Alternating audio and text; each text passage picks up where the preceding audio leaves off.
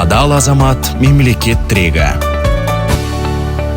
Тағылымы терең таза Қазақстан ұғымын іс жүзінде жүзеге асыру озық ойлы ұрпақ тәрбиелеу нәтижесінде мүмкін болады. Балалар таза Қазақстан үшін қағидатымен білім беру ұйымдарында тиісті шаралар іске асырылып жатыр. Негізгі мақсат экологиялық мәдениетті балабақшадан бастап қалыптастыру, жас ұрпақты тазалыққа тәрбиелеу.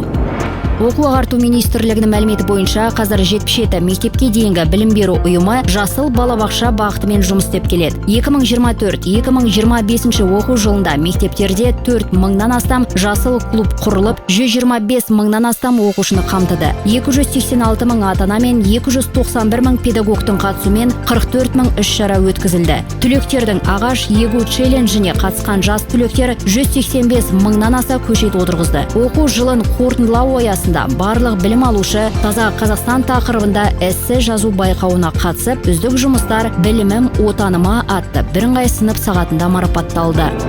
Экологиялық мәдениет қалыптастыру аясында балалардың экологиялық байқауларға, форумдар мен жобалық жұмыстарға қатысу белсенділігі артты. Жыл сайын табиғатты аяла республикалық форумын Про-эко мен зерттеушімін республикалық байқауларын өткізу дәстүрге айналды. Бұл шараларға биыл 40 мыңға жуық бала қатысты. Сәуірде өткен Таза Қазақстан экологиялық фестивалі аясында оқушылардың үздік эко жобалары мен республикалық сурет байқауының жұмыстары таныстырылып, жоғары баға алды. Таза Қазақстан тұжырымдамасының ауқымы экологиялық бағытпен шектелмейді. Ол мемлекет басшысының тапсырмасымен әзірленіп, барлық білім беру ұйымында жүзеге асырылып жатқан адал азамат бірыңғай тәрбие бағдарламасынан айқын көрініс тапты. Тәуелсіздік пен отаншылдық, заң мен тәртіп, әділдік пен жауапкершілік, бірлік пен ынтымақ, еңбекқорлық пен кәсіби біліктілік, жаңашылдық пен жасампаздық сияқты құндылықтар арқылы қоғамның мызғымас тірегіне айналған адал азаматтарды тәрбиелеуге пәрмен берілді.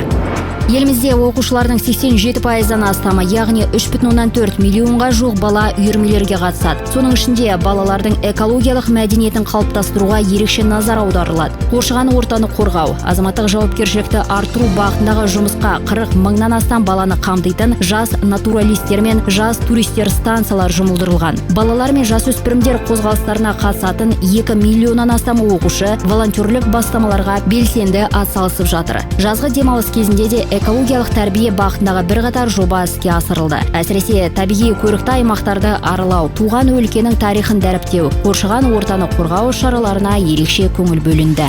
Бағдарлама Қазақстан Республикасы Мәдениет және ақпарат министрлігінің тапсырысы бойынша дайындалды.